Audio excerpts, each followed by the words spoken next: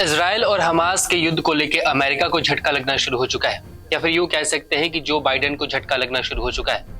क्योंकि जब से हमास ने सबसे पहले इजराइल पे हमला किया था, तब से ही अमेरिका ने ऐसा कह सकते हैं कि नो कंडीशनल हेल्प देने की बात कह दी थी इजराइल के लिए, और हर जगह पे अमेरिका ने उसके लिए एक शील्ड खड़ा कर दिया था।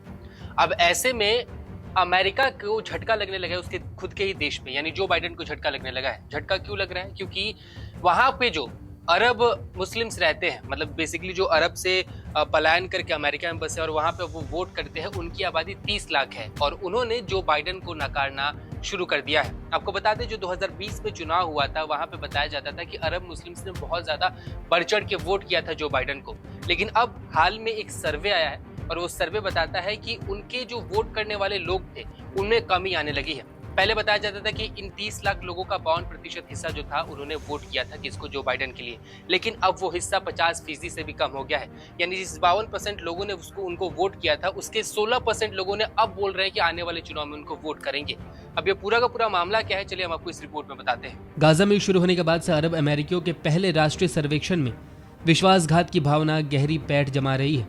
सर्वे में कहा गया है कि केवल 17% अमेरिकी अरब मुस्लिम मतदाताओं ने कहा है कि वो 2024 में फिर से बाइडेन को वोट करेंगे, जबकि पिछले राष्ट्रपति चुनाव में यानी 2020 में 59% अमेरिकी अरब मुस्लिमों ने बाइडेन के पक्ष में वोट दिया था।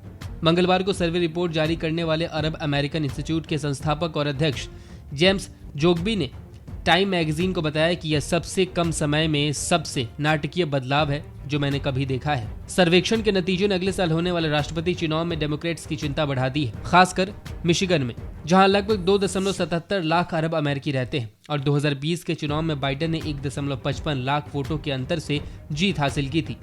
इसके अलावा पेंसिल्वेनिया और जॉर्जिया में भी अरब अमेरिकी मुस्लिमों की आबादी बहुत ज्यादा है, जिसकी संख्या बाइडेन की जीत के अंतर से थोड़े अधिक है। ये 3 राज्य ऐसे हैं जहां 2016 में रिपब्लिकन डोनाल्ड ट्रंप ने जीत दर्ज की थी, लेकिन 2020 में बाइडेन ने उस पर कब्जा कर लिया। ये झटका सिर्फ जो बाइडेन के लिए नहीं है, उनकी पार्टी के लिए भी एक बहुत बड़ा झटका है, क्योंकि अब वहां के अरब मुस्लिम्स का ये कहना है कि वो अब डेमोक्रेटिक पार्टी के किसी भी व्यक्ति को वोट नहीं करने वाले, यानी कैंडिडेट को भी वोट नहीं करने वाले। और उनकी सीमा जो घट गई, यानी जो 30 लाख वोटर्स है, उसमें से ये लोग बोल रहे हैं कि मात्र 36% जो लोग हैं, यानी 30 लाख के 36% आने वाले चुनाव में डेमोक्रेटिक पार्टी के कैंडिडेट्स को वोट कर सकते हैं।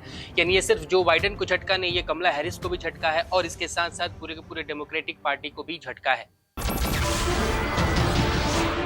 नमस्कार, मैं हूं मानक गुप्ता। अगर आपको हमारा ये वीडियो पसंद आया हो तो इसे लाइक और शेयर जरूर करें, और हां, हमें सब्सक्राइब और फॉलो करना ना भूलें ताकि आप देश और दुनिया की कोई खबर मिस ना करें। तो जुड़े रहिए हमारे साथ और देखते रहिए न्यूज़ 24।